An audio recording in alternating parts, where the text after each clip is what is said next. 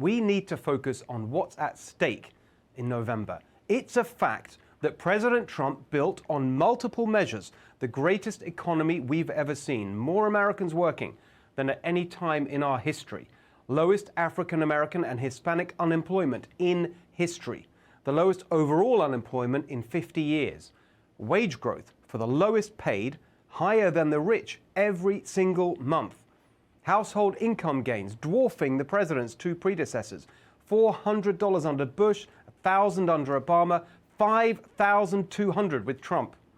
China's cheating challenged for the first time in over 5 decades of establishment rule, one of the most consequential policy turnarounds in American history, recognizing and confronting the China threat and making this the new consensus.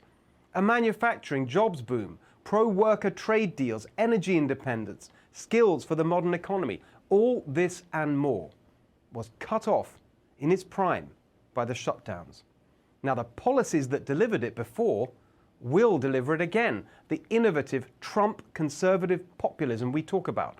Pro-business on tax and regulation, pro-worker on trade and immigration. But that is all at risk if the Democrats win in November. Biden says he'd reverse the Trump policies on tax, regulation, trade, and immigration. If you reverse the policies, you reverse the outcomes. You'd be back to the pre-Trump era, where the rich got richer and the workers got screwed. Biden calls it normality. For American families, it's a catastrophe. But it's worse than just putting the Trump economic revival into reverse. Biden's new policy platform is the most left-wing agenda ever put forward by a major political party in this country. By the way, that's not conservative propaganda. It's how Bernie Sanders describes the Biden policy program. And Bernie should know, he wrote it. They want to centralize policy on housing, schools, the economy, everything in Washington. That's not just stupid and inefficient. It is fundamentally un-American. The 10th Amendment enshrines the principle of decentralization in the Constitution. Today's Democrats would throw it out the window. They want to rule without constraints, keep the House, take the Senate, take the White House, abolish the legislative filibuster so they only need a simple majority. Biden caved to the left on that just this week. Give statehood to Washington, D.C. and Puerto Rico for a permanent Senate majority. Gerrymander districts to shut Republicans out of power in Washington and state capitals. Pack the Supreme Court for permanent control of the judicial branch. Add it all together. The economic illiteracy, the centralizing madness, the constitutional vandalism. We'd see 70s-style slump and stagnation, rampant bureaucracy, an assault on freedom in America. We'd be sunk. The only person who can stop this loony left dystopia is Donald J. Trump. Not just because of his own re-election, but because Senate candidate fortunes rise or fall with him too. He has to get this right. This week he shook up his campaign. You can see why by looking not at the polls, we know they're often wrong and rigged, but the betting markets. Look at this. For months, despite all the media screaming about Trump and the virus, the betting markets thought Trump was going to win. And then it turned around in early June, right after the protests. Of course, a Biden presidency is not a done deal, not by a long way. There's time for another Trump comeback. But it'll take more than a new campaign manager. There needs to be a new campaign strategy. Here's my memo.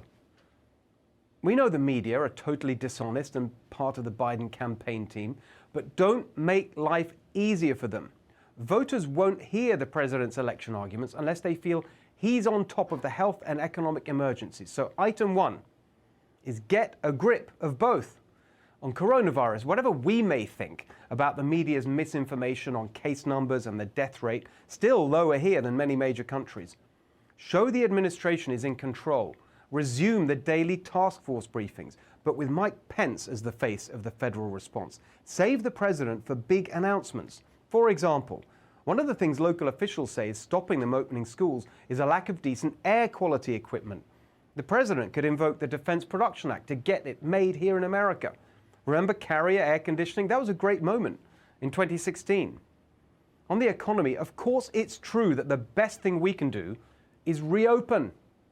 But in the end, that's a state and local decision. This is the election reality. Millions of Americans are unemployed and facing hardship. Congress starts talking about the next relief bill tomorrow, but the president should be in the lead with some clear priorities. Do not bail out badly run states. That's not about punishing blue states. It's about all states getting their house in order. Here's one specific example.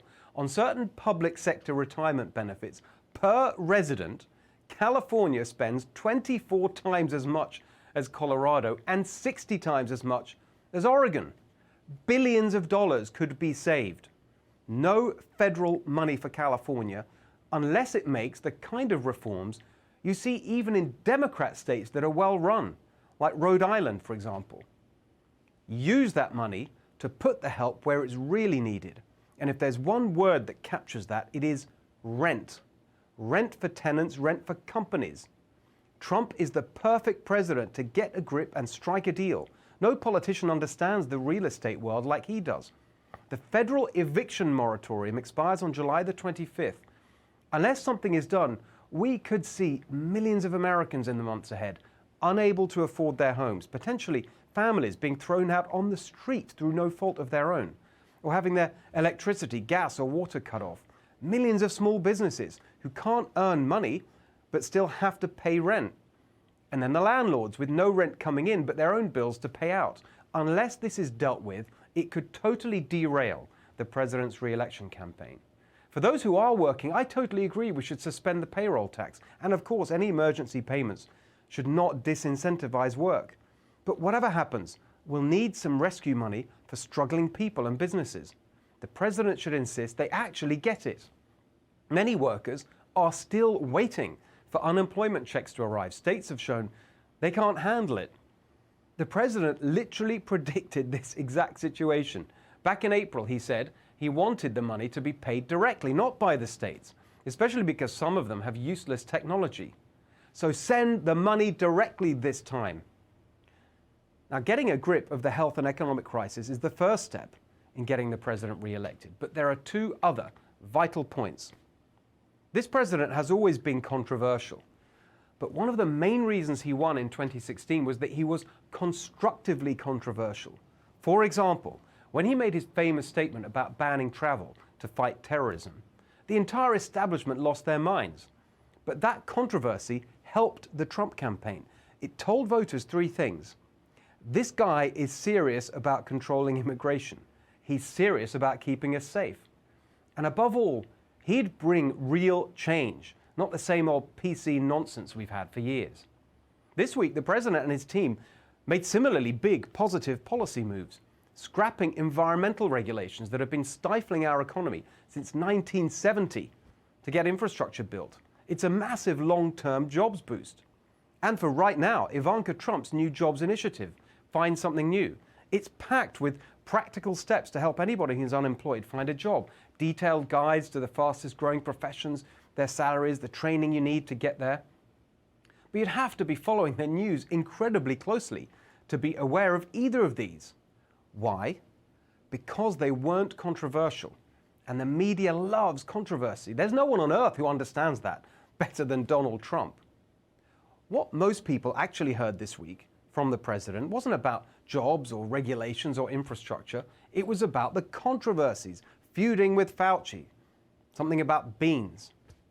Look, I've criticized Fauci many times. I agree about the Goya CEO, but I'm a commentator. The president is a participant with actual responsibility. Use controversy constructively to lead, not comment, to highlight things that will help defeat the Democrats. Pick fights over trade, China, regulation, immigration, taxes, things that actually affect people's lives. And here's the third point. Remember the moment things turned the wrong way in the betting markets, just after the protests? Of course, it's true that we have to fight the mob and defend America, but there's a way to do it that brings voters in and a way that turns them off.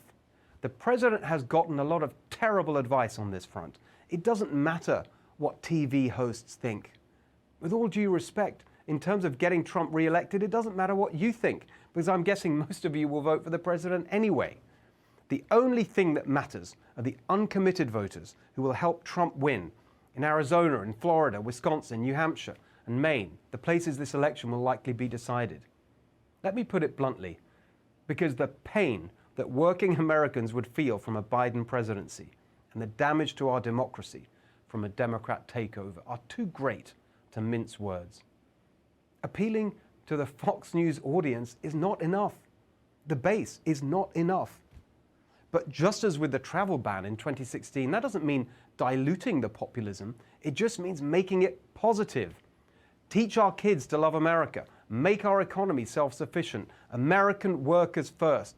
Police reform, not police retreat. School choice for everyone. Make America great again for all. Positive patriotism. Not snarling and angry, but full of hope and optimism. The country's crying out for it. Whichever candidate provides it will win.